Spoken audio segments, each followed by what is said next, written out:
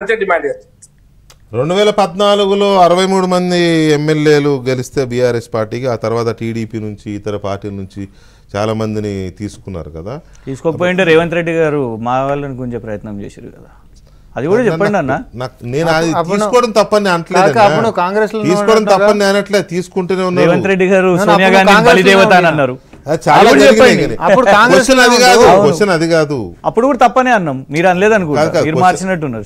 Question అది కాదు, మీ ఇద్దరి ఈ పిల్లి ముంగిస పాములకి ఏంటండి మీరు, అది కాదు క్వశ్చన్. అప్పుడు ఎవరెవరైతే ఎమ్మెల్యేలు టీడీపీ నుంచో లేకపోతే కాంగ్రెస్ నుంచో బీజేపీ నుంచి ఎవరు పోలేదులే, ఆ రెండు పార్టీ నుంచి వెళ్ళినారు, వాళ్ళ ఫోన్లు కూడా ట్యాప్ అయినాయి, ఆ హిస్టరీ కూడా తీస్తున్నారు అంటున్నారు, నిజమా? ఒకటి సార్, అదొకసారి ఇన్వెస్టిగేషన్ జరుగుతున్నప్పుడు స్వచ్ఛందంగా అది వాళ్ళ బాల్ కోర్టులో ఉంటుంది. సో అది డిపార్ట్మెంట్ చూసుకునేటటువంటి వ్యవహారం. రాజకీయ నాయకులు మనం విశ్లేషించేటటువంటి అంశం కాదు, తెలిసినటువంటి వాస్తవాల వరకు మాత్రమే మనం కన్ఫర్మ్ అయ్యి మాట్లాడగలుగుతాం. ఆ క్వశ్చన్ అడగడానికి కారణం ఉంది. అప్పుడు టీడీపీ ఎమ్మెల్యేలు చాలా మందిని అప్పుడున్న ప్రభుత్వము, సరే కారణాలు ఏమైనా కావచ్చు, రేవంత్ రెడ్డి గారు ప్రభుత్వం కూల్చేస్తానన్నాడా, చంద్రబాబు నాయుడు గారు కూల్చేస్తానన్నాడా, అది ఎవరికి ఉండే ఆర్గ్యుమెంట్స్ వాళ్ళకు ఉన్నాయి, నేను దాంట్లోకి నేను బోదలుచుకోలే. కానీ కొంతమందిని ట్రాప్ చేసి వాళ్ళ ఫోన్లు ట్యాప్ చేసి చేయడం మూలాన చాలామంది వెళ్ళి చేరినారు. రేవంత్ రెడ్డి గారు డబ్బులు తీసుకెళ్ళి అక్కడ ఒక ఎమ్మెల్యేని కొనడానికి ట్రై చేసిన ఆ కేసు ఎస్టాబ్లిష్ అయింది కదా. కానీ కొనడానికి ట్రై చేయడం కంటే ఫోన్ ట్యాపింగ్ అనేది ఇంకా సీరియస్ క్రైమ్, అందువల్ల దాన్ని అట్లా ఎవరికి వాళ్ళు గాప్ చిప్ అన్నట్టుగానే ఉన్నారు కదా. అప్పుడంతా వాళ్ళే ఉన్నారు కదా, చేసిన వాళ్ళే వాళ్ళు కాబట్టి, ఇంపార్టెంట్ పెద్ద కేసు కాబట్టి అది వాళ్ళే ఉన్నారు కాబట్టి అది లైమ్ లైట్ లకు రాలే. కానీ వాళ్ళే రానివ్వరు. ఇప్పుడు అంతేగా సార్, ఎవరైనా కూడా దొంగతనం అనేటటువంటిది చేసినటువంటి బయటికి చెప్పుకుంటాడా?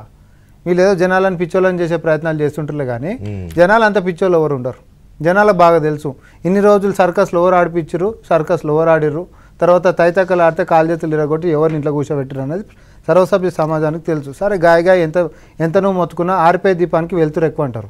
సో మునిగే పెట్టిన బీఆర్ఎస్ పార్టీకి గొంతు ఎక్కువ, గంతే, అంతకుమించి వేరేదేం లేదు. వీళ్ళ మాటలు ఎన్నో మాట్లాడుతూ ఉంటారు, జనాలు పట్టించుకునేటటువంటి పరిస్థితి లేదు.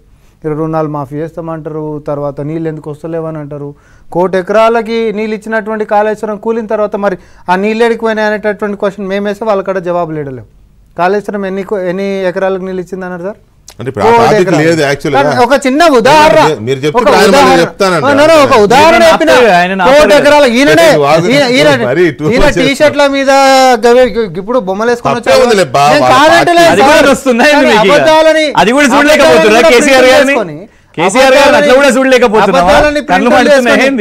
అంటే నేను మళ్ళీ అట్లా చూసిన తర్వాత స్నానం ఆయన కాళ్ళు తిరగడం కూడా నీకు వెటకారం అయితే నేను చెప్పాలి. ఒకటి సార్, ఒకటి వెంకటకృష్ణ గారు, బీఆర్ఎస్ పార్టీ ఎన్నికల కంటే ముంగట కూడా ఇట్లాంటి సర్కస్లే చేసింది. నిజాలు చెప్పేటటువంటి అలవాటు వీళ్ళకి ఎప్పుడు లేదు. వీళ్ళు చేసుకొచ్చినటువంటి ప్రతి విధానంలో కూడా విభజించేటటువంటిది, దోసుకొని తినేటటువంటిది తప్ప ప్రజలకు పనికొచ్చేటటువంటి ఏ ఒక్క అంశం అన్నా ఉండేనా? వీళ్ళకి ప్రజలు గుణపాఠం ఎందుకు చెప్పారు అనేటటువంటిది ఇలా నేర్చుకునేటటువంటి పరిస్థితి లేదు. ఇందాక మీరు అడిగినా నేను చెప్తా, బీఆర్ఎస్ పార్టీ ఆ రోజు అధికారంలో ఉండి ఫుల్ ఫ్లెడ్జ్ మెజారిటీ ఉన్నప్పటికీ కూడా పోచింగ్ చేసింది, అయానా భయానా బెదిరించి నాయకులను వాళ్ళ పార్టీలో గుంజుకుంది. కానీ కాంగ్రెస్ పార్టీలో పోచింగ్ ఏం చేస్తలేదు. బీఆర్ఎస్ పార్టీ అనేది న్యాచురల్గా కూలిపోతుంది, మునిగిపోతున్నటువంటి పడవ. సార్ మేము ఉండం దాంట్లో అని అంటే దీంట్లో కూడా అందరినీ మేమేం తీసుకుంటలేం, సెలెక్టివ్గానే మేము పోతున్నాం. ఒక మాట చెప్పండి ఫైనల్గా. ఇప్పుడు ఆయన ఇందాక అన్నది ఏంటి అని అంటే ఇదంతా ప్లాంటెడ్, మ్యానిపులేటెడ్, ఫ్యాబ్రికేటెడ్ కేసు అని కదా ఆయన అంటున్నది. ఒకటే చెప్తా సార్, దొంగతనం రెడ్ హ్యాండెడ్ గా దొరికిన తంబాన్ని కట్టేసి 4 వీక్తుంటే నేను చేయలేదు అంటాడు, నేనే చేసిన అంటాడు, నేను చేయలేదని అంటాడు. సో మీరు అనేది ఏంటంటే ఇది కేసు పక్కా వాళ్ళు చేయించింది, తంబాన్ని కట్టేసి కొడుతుంటే నేను చేయలేదు సార్. తెలంగాణ యాస భాషలో పోవాలంటే గంత మటుకు మినిమం పోవాలి కదా సార్. కేసీఆర్ గారు నేర్పిన ప్రజల భాషలో మాట్లాడాలంటే ఇట్లే ఉంటది. ఎట్లా పోతే నాగలెట్లు కోర్టు నిర్ణయిస్తారు సార్, నిజమా తప్ప అనేది కోర్టు నిర్ణయిస్తారు సార్, మనకెందుకు దర్యాప్తు చేస్తే. ఇక మీరు కోర్టు భాష మాత్రం వదలరే, చేస్తారు మళ్ళీ కోర్టు భాష మాట్లాడితే కోర్టు భాష మాత్రం వదలరు. అదే సార్ ఈడ కూడా మేము వివరణ ఇవ్వాలి. కాంగ్రెస్ పార్టీ అన్నారు, నేను ఒకటి చెప్తా, కాంగ్రెస్ పార్టీ కవిత గారు లిక్కర్ అమ్ముతుంటేనో పైసలు ఎక్స్చేంజ్ చేస్తుంటేనో మేము చూసినట్టు మేము ఏడ మాట్లాడలే.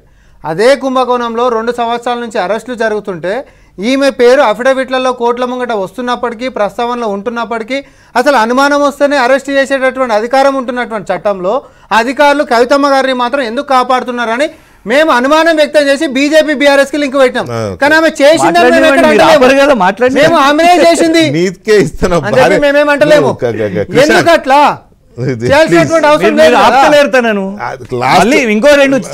లాస్ట్ కాబట్టి ఆయన చెప్పదా ఏదో అన్నాడు, అడిగాడు కాబట్టి ఇచ్చాయి. ఇప్పుడు నీదే కదా టర్న్, ఏం చెప్పదలుచుకున్నారు మీరు? ఈ కేసు ఏమో మీరు ఫ్యాబ్రికేట్ అంటారు,